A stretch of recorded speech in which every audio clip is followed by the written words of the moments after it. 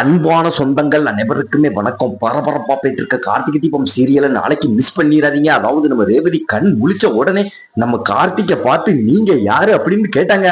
நம்ம கார்த்திக் அப்படியே ஆடி போனாரு. டாக்டர் சொன்ன மாதிரி நம்ம ரேவதி பழசு எல்லாத்தையுமே மறந்துட்டாங்க. அந்த சந்திரா இதை பார்த்து ரொம்ப சந்தோஷப்படுறான். இனி ஈஸியா ரெண்டு பேரையும் பிரிச்சிடலாம் அப்படின்னு அததான் ஒரு குட்டி ப்ரோமோ பார்க்க போறோம். அதுக்கு முன்னால உங்கள் சீரியல் சேனலுக்கு வந்து லைக் பண்ணாதவங்க லைக் பண்ணுங்க, சப்ஸ்கிரைப் பண்ணுங்க. அதாவது பாத்தீங்கன்னா நம்ம டாக்டர் வந்து யாருக்குன்னே சொல்லியிருந்தாங்க.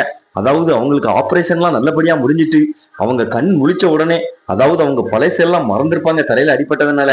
அதாவது ஒன்று ரெண்டு விஷயங்கள் அவங்களுக்கு ஞாபகம் இருக்கும்.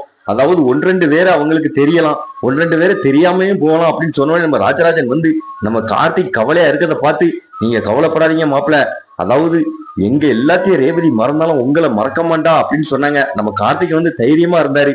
ஆனா அந்த சித்தர் சொன்னாரு, அதாவது உங்க மனைவியே உங்களை அவமானப்படுத்த மாதிரி இருக்கும் அப்படின்னு சொன்னாரு. ஏன்னா நம்ம ரேவதி வந்து எல்லாத்தையும் ஞாபகம் வச்சிருக்காங்க. ஆனா நம்ம கார்த்திகை மட்டும் மறந்துட்டாங்க. இது நம்ம கார்த்திக்கு வந்து தெரியாது. நம்ம ரேவதியை பார்க்க போவோம் அப்படின்னு நம்ம கார்த்திக்கு உள்ள போனாரு.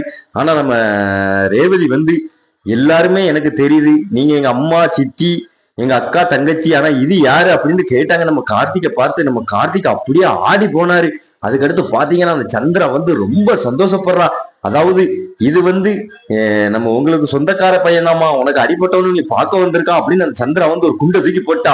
அதுக்கடுத்து பாத்தீங்கன்னா நம்ம ராஜராஜன் வந்து ஏய் சந்திரா என்ன பேசுற அப்படின்னு சொன்னோடனே அதுக்கடுத்து பாத்தீங்கன்னா நம்ம சாமுண்டீஸ்வரியும் ஆஃப் பண்ணிட்டாங்க எல்லாத்தையுமே. அதாவது பாத்தீங்கன்னா வீட்டுக்கு போன உடனே ரொம்ப சந்தோஷப்படுறாங்க.